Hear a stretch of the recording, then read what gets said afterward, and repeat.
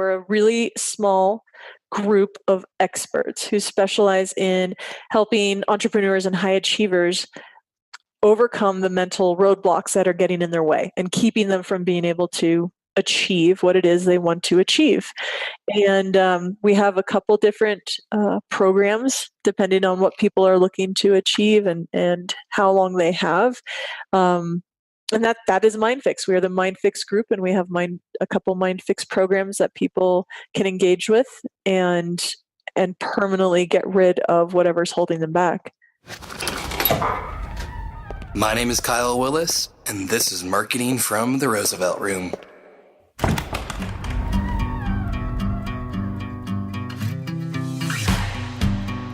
All right, welcome back to a new episode of Marketing from the Roosevelt Room. I am quite excited today to welcome on the show a friend and colleague who I've had the privilege of learning much from, that I think you guys will be able to truly get some clarity and direction on your own personal lives, as well as where you are in your business, and anywhere that you may have felt unstuck or stuck, be able to get some direction of what it means to move forward. My guest today is Erin Phiel. Erin is the owner of MindFix, and we'll speak about that in a moment. But Erin has been a friend and colleague who's helped me in my journey as an entrepreneur be able to recognize some patterns in my own life that have kept me from the growth and progress I want. And Erin, I'd love to just first off welcome you to the show, and thank you for being able to take some time to be with us today. Thank you for having me. It's good to be here. Erin, it's been a privilege being able to learn from you. As those who may not be aware of you yet, I love to, one of the areas we first connected is on marketing. You run a nationally ranked website consulting agency for, it's been 16 years now, if I remember correctly. 16, yep. Almost 17. First off, incredible progress there. Their agency has been something that, like I said, has won multiple awards. But you've recognized in that process there I've been able to enjoy connecting with you as a digital marketing owner, the challenges we go through with clients, with our growth of a business, and starting there as just that process you've gone from of being able to continue to run such a successful agency, but recognize first in yourself and some of the clients you worked with, others you worked with, what are some of the issues that have led to what we know now today as MindFix, a company that rapidly and permanently changes high achievers and entrepreneurs who feel like they're stuck or in their own way?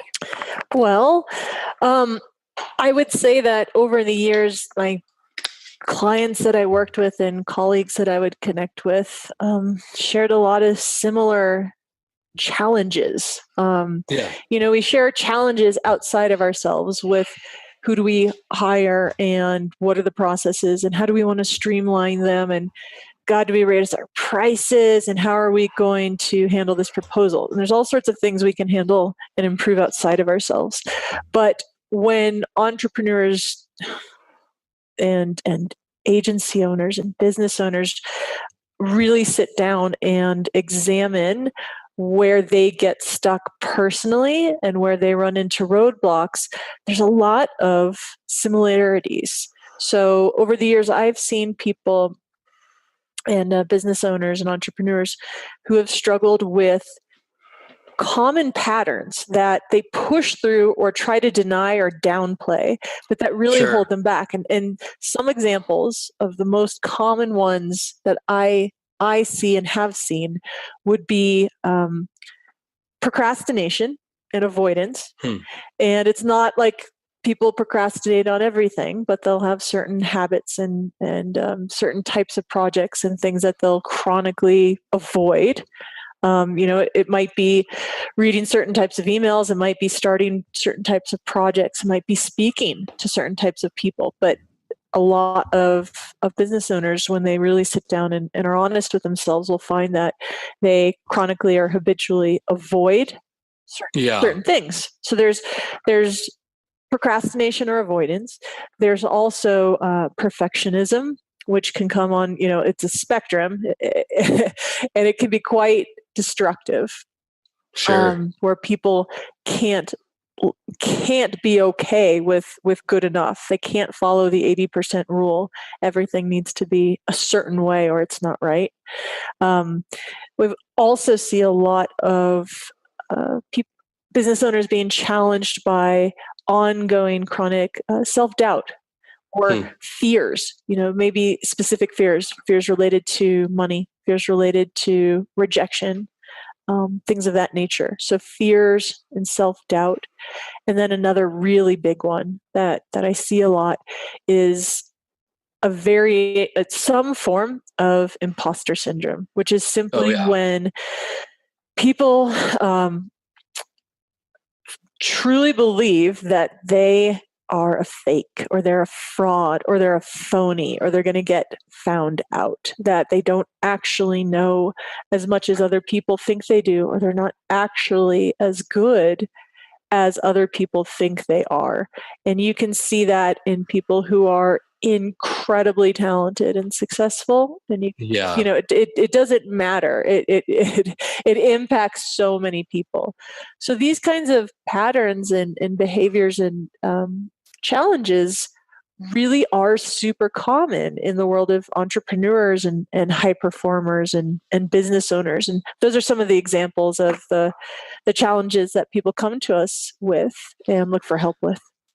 I relate so well to that because I know, as you highlighted so many of those areas, those have been mindsets and challenges I had faced at different stages in my career and in running this business. And it can feel so defeating being in that place, like you said, with the imposter syndrome. Do I really know enough? If my clients knew that I'm figuring this out on the go, what would happen? And certainly we want to be the expert. Certainly you should not be taking on clients if you really don't know what you're doing. But when people are in this place and they're questioning what is real, they're questioning, am I good enough? Where would you recommend they begin with in being able to start that dialogue? It can often feel so alone as an entrepreneur. Who do I have this conversation with and be able to know, what do I do this? Can that really change? Yeah. So, it's always helpful to speak with someone else about your challenges and about the patterns that you're running into. Because we can't read the label, because we're inside the bottle. We have all of these behaviors and things we get stuck in, but it's all mixed in with years of experiences and traumas and events and relationships and habits and patterns and wiring. And it's this big mess, and it's very hard for us to be objective about ourselves. So being able to at least sit down and communicate to somebody else and talk with somebody else instead of just sitting there trying to figure it all out on your own can be helpful, especially if you're sitting down with somebody who's a really good listener and can reflect and mirror things back to you. That's helpful. Ultimately, though, what I have found is that one of the reasons why talking it out doesn't actually fix the root cause is because we run into these patterns, not because we have certain thoughts, not because we have certain emotions, not because we've just fallen into habits randomly, but a lot of these challenges boil down to one thing. And that one thing is what we believe to be true. And it may be, about ourselves or about others, because what we believe to be true determines how we experience life. It totally gives us a lens through which we see a neutral event and we perceive it in a certain way. And that determines the thoughts that start to show up in our head. And the thoughts that we have determine the emotions that we feel during the day. And then the thoughts and emotions we have determine our actions. If we have thoughts of this man is evil and emotions of fear and anger, we're not going to go run up to somebody and kiss him and give him a hug. Our thoughts and emotions determine our actions. It's our actions aren't random. So what happens is a lot of people try to play around in the world of thoughts, or they try to change their behaviors. When at the end of the day, the engine that is driving thoughts and emotions and behaviors is what we believe to be true. And until you actually can go in and root out what those beliefs are that are causing you to act in ways that don't serve you or that create self-sabotage, it's very difficult to create permanent and lasting change. And, Erin, what I'd love to learn a little more about is, when you're speaking here about recognizing these thoughts and changing these limiting beliefs in order to propel you forward, this isn't just some book you've read. This isn't just some training. This is something that you've had to take yourself through. And it's what has led to the start of what is now MindFix. Is that correct? That is 100% correct. Yes. Help me. I love, I know a little bit of your story from our conversations, but for those listening and knowing, all right, where did MindFix come out of? And then we'll speak to that in a moment. What led to this process to be able to you to first recognize, all right, I have some of these beliefs that are keeping me back and something needs to change. Otherwise I'm going to not be able to move forward the way I know I need to. Yeah. I had no clue. I got through my entire life and nobody had ever, I'd been to therapy over the years and talked with counselors and coaches and mentors and always talking with other people about challenges and growth and, personal development, but nobody had ever brought up the concept of beliefs. So what ended up happening is, as I was building my agency, I ended up experiencing chronic pain, and doctors weren't able to figure out what was going on, and it got worse and worse, and it kept going on day after day after day, and I ended up dealing with some pretty severe anxiety and depression because it seemed like, there's no way out. Every day's Groundhog's Day. This is horrific. I'm screwed. It got very bad. I was suicidal, kind of like if there's no way out and I'm in this pain and no one can help me. Why do I want to keep doing this? So I started to see a therapist in Denver. And what happened was, the way this all started was, I was sitting there on the couch crying one day with this, box of Kleenex, using it all up. And the woman looked at me and said, "Do you know why you're so upset and so down?" And I kind of laughed. I'm like, because I'm in chronic fucking pain. Like, that's why. Like, because I can't do what I love. I can't be active. I can't move. I'm laying in bed. And she shook her head and she said, "No." And she said, "I think it goes deeper than that, because plenty of people are in chronic pain and they're still able to live fulfilling lives. There's a reason why you aren't." And I had no idea where she was going with it. And I said, "Well, that is true. There are people out there in pain who tell me, and I just looked at her, I was like, what is it? And she said, "You attach your self-worth to what you achieve. You believe your self-worth is determined by your achievements." And I sat there and thought about it, and I realized that since I had experienced the pain, I wasn't able to achieve. I wasn't able to do races. I wasn't able to go mountain biking and improve my times. I wasn't able to set goals in the business and really drive forward and hit new highs in the business. Yeah. And everything had come to a grinding halt in terms of achievement. And I thought back over my life, and I'd been a chronic overachiever. And so I realized, whoa, if somebody believes their self-worth is determined by how much they achieve, it follows that they're going to be absolutely devastated when they are not able to achieve for an extent, a year, 2 years. They're going to feel hollow. And I made that connection suddenly of, whoa. So somebody else who doesn't believe that, maybe somebody who believes that their self-worth comes from caring for others, wouldn't be bothered. And I sat there, and all of these, it all kind of made sense of how what I believe to be true is going to impact my experience on a daily basis. So I looked at her and I said, "How do we change what I believe? How do you do that?" Yeah. And she kind of smiled and it's like, well, you're just going to have to come back for lots of visits and we'll work on that over the next year. And I looked at her, I was like, no, no, no, no, no. I'm going to figure this out. Yeah. I'm going to figure this out because if I can change what I believe, I could change everything about my life. And so I set off on my own kind of journey to figure that out. And I flew across the country. I studied with people. I read books. I tried things. I experimented on myself with other people. and very long story short, I kind of landed upon this. I don't know what's the equivalent of a magic formula that consistently can take a belief that is causing someone pain or problems or to be stuck and eliminate it in a phone call, like in a conversation. The way that the belief in Santa Claus can just disappear for someone for the rest of their lives when they're a kid, and it goes away and it never comes back.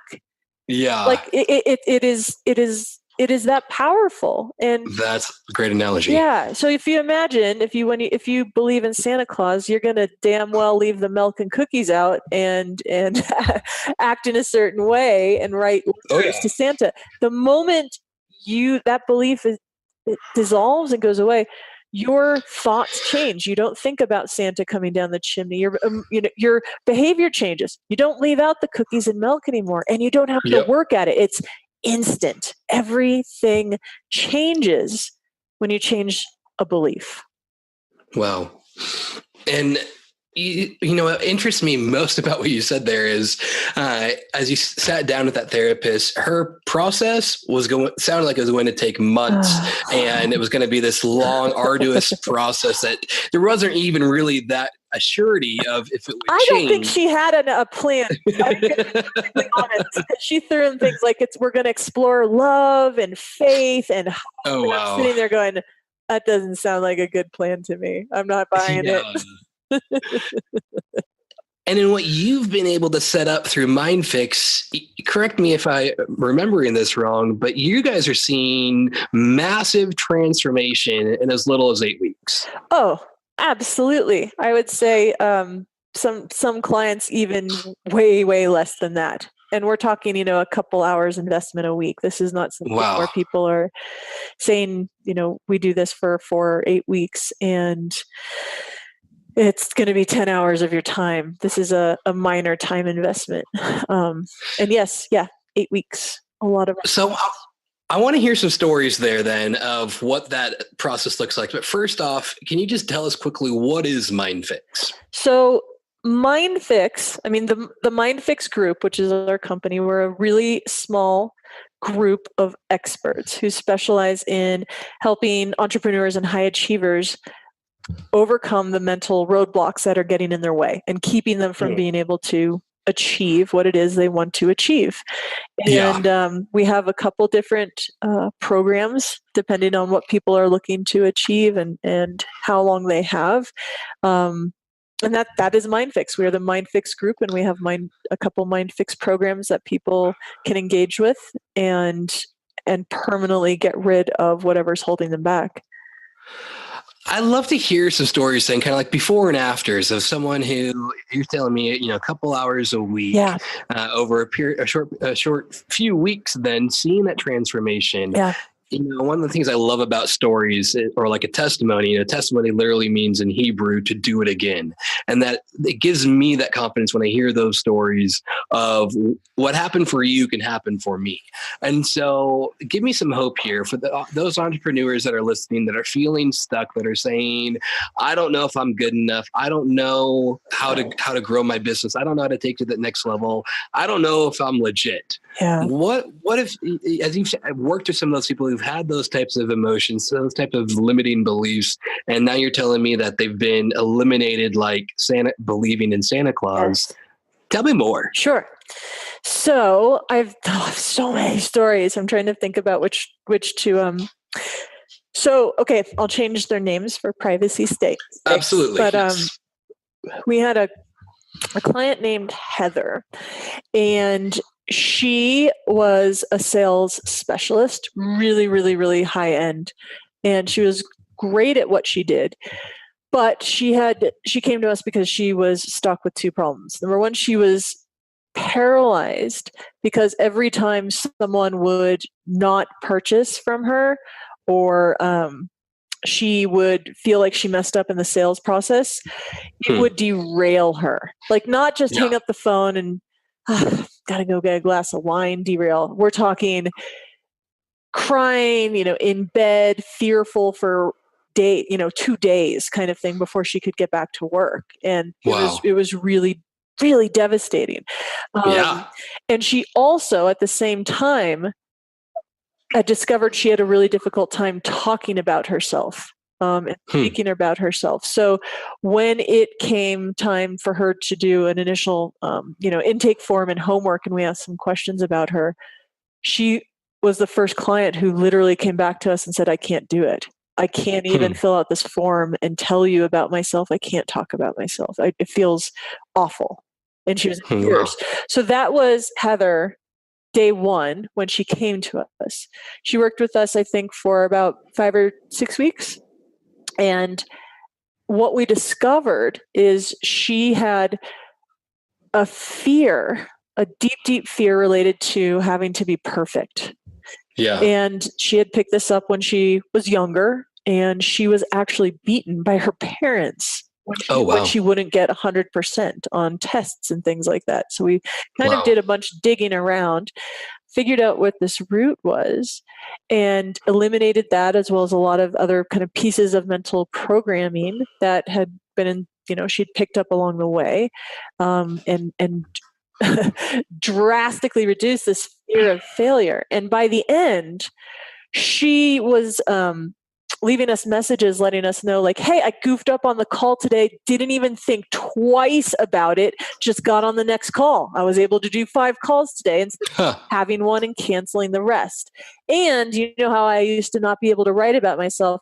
I am literally writing a personal manifesto. I am writing a book about myself. So this is not 5 years of therapy. This was 4 or 5 weeks of a couple hours with us. And that's the level of transformation where someone who is paralyzed and fearful and stuck completely is like a different person in a matter of weeks, where she's like, no problem. I even forgot I had the issue, right? So that would be a great example of someone who is dealing with kind of fear of failure and perfectionism. But we had another gal she had a Facebook group of, I don't know, maybe 60,000 people, and was doing some work with Facebook, and was absolutely seeing this great success in her business. So she wasn't struggling, she was a super successful business owner, but as she was getting requests to be on interviews and for press, she found that she felt like an imposter. And she's like, I just got lucky. And so she started pushing off, and her interviews, she would cancel them. She was canceling opportunities to get more press. And she sat down one day and said, I can't keep doing this. The whole point of this is I want to grow the company. I turned down interviews. I won't be on a podcast. I was invited to do a JV, this joint venture with this big company, and I turning it down. She's like, this is not okay. I don't know why I'm doing it. So before she came to us, she had worked on things. She had talked to a coach, and she had read a couple books, and nothing shifted. So we worked with her for a couple months, and it's like night and day. It's kind of like the before and after, like fat, thin photos you see where like diet commercials where you don't even recognize the person. Whereas when she graduated after a couple months of working with us, this same woman she was doing interviews. She had been in Washington Post. She had been in USA Today. She'd been in Entrepreneur Magazine. She was doing like 5 Facebook Lives a day or something like that, whereas previously she could not go on video. She had signed up to do these JVs and these webinars with partners. And she had just done an interview, this video interview with someone pretty well known, and said she could have kept talking the whole day and had no fear, no trepidation, no concern about being an imposter. And she just was like completely different behavior. She over doubled the profit, her monthly profit in her business in about 3 months because she wasn't holding herself back anymore. Yeah. Right. So that's a couple examples of some clients. And those aren't, I guess I want to be clear, those aren't just highlight reels. Like that's common. Those are typical results. Those aren't just cherry picked, Certainly. Oh, yeah. I think if anyone has seen you on Facebook or follows you already, they know almost daily you have a story like this of someone who's seen massive transformation in short periods of time. It's kind of like as I was sharing earlier, how I get inspired hearing other stories of transformation and feeling like, all right, I want that type of change in myself. I read your posts and I get that type of excitement. Oh man, if they can do that, then I can do that. Cool. And so I think, if anyone isn't following you yet, that just go find Erin Phiel on Facebook and you're going to get daily inspiration by what she posts there. It's exciting for me to hear, because honestly, the message that I want to get out to people and to the world is that change doesn't have to be difficult, and change can happen fast. A lot of people like myself are resigned and feel like they're gonna have to deal with something really challenging for the rest of their lives. And that's not always the case. We're not magicians. We can't fix everything, but so many challenges that people think are permanent, or that are character traits, or that's just the way they are, from being shy and nervous to talking too much to not being able to delegate or being a bully. Like, people think that's just who I am, when in reality, they're just patterns that we can shift and change in a really short period of time. And I just want people to know that it's possible. And what I love in that is, there's so many people out there telling your story. If you can tell me the best places for people to be able to see more stories like this beyond what you share on Facebook. Do you have a Facebook group that people can interact with this on? I don't. I have no Facebook group at this time. That's up for debate whether we'll start one. No worries. We have on our website, though, we have a results page that's like 8 miles long, and we have a page with a number of different just real life, real people experiences that walk through their time with us as well. Yeah. And I think what excites me about when I hear these stories is, it's first off, the transformation is personal. It's an internal transformation that people are going through that shift these paramount beliefs about themselves and how they interact with others. And as a byproduct of that transformation, then the physical aspects of new business opens up, new relations opens up. Whatever we're getting blocked by these transformations is no longer is no longer getting stuck, because you've dealt with what you need to on your own to open up the doors of opportunity that were previously closed. Yes, absolutely. When you change your thoughts and your emotions, and when you change your behavior, people around you change, situations change, opportunity changes. Your entire experience as a human being on this planet changes. I mean, imagine sitting there yelling at a dog day after day after day,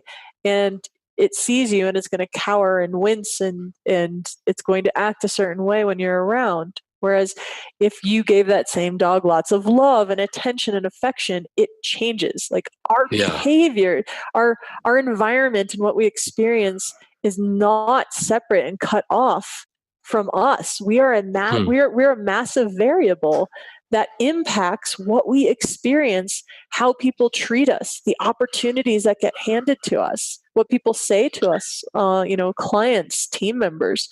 We impact that. And it's important to remember that. I think sometimes people think that everything happens to them, when in reality, they impact so deeply what they experience. Yeah. Yeah.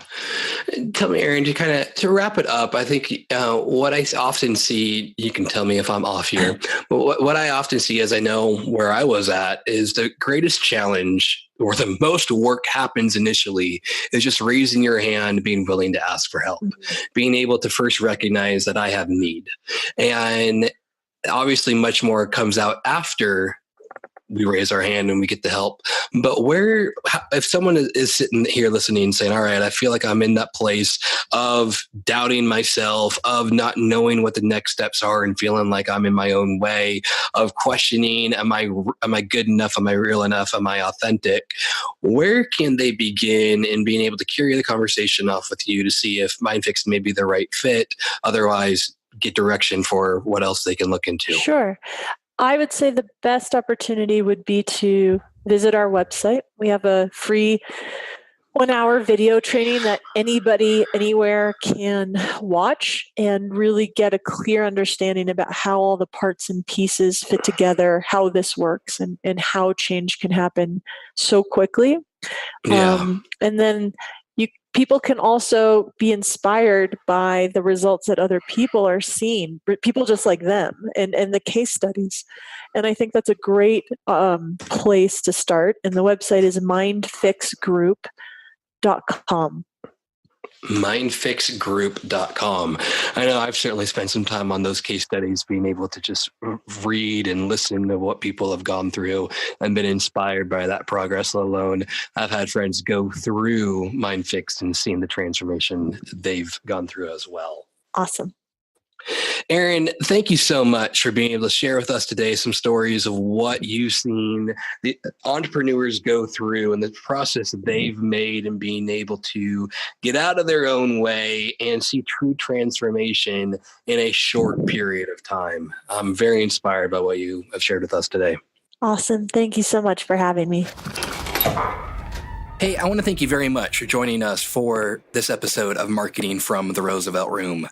I know you have a lot of options on what podcasts you can listen to, so thank you sincerely for taking the time to join us for this one. If you have enjoyed this conversation, would love to keep it going in our Facebook group, Marketing from the Roosevelt Room with Kyle Willis. In that, we have live video, Q&A, and create more of a dialogue. Would love to keep the conversation going, so please join us on Facebook. Otherwise, look forward to catching you on our next episode. Have a great day.